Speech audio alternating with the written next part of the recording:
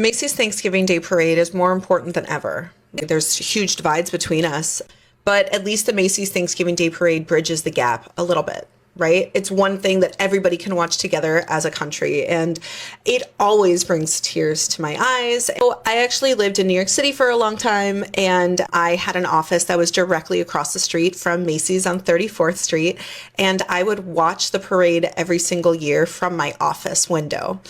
I'm like tearing up just thinking about it. My oldest son was really little, and I would always invite friends, and when the balloons would turn the corner, every single kid with their faces pressed up against the windows would just go, gasping and cheering and clapping, and it was just such an amazing experience. Oh my God, I'm like, look at me, I'm tearing up.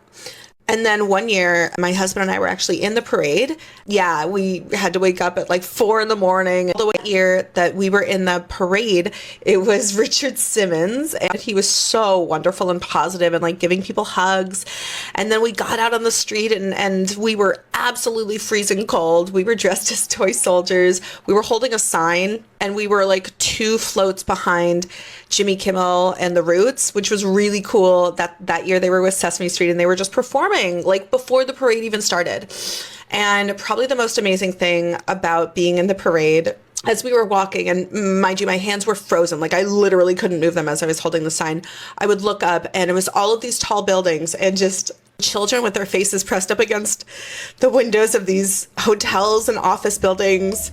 I hope that the Macy's Day Parade continues for many, many decades. So in general, it's through shared experiences that Americans will become more connected and close with one another. And we need more of that. We need to celebrate more about what keeps us together and what makes us the same.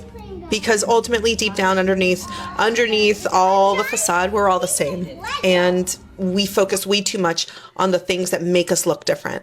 But we're all the same, and we're all connected underneath. And I think Americans need to get back to the root of that.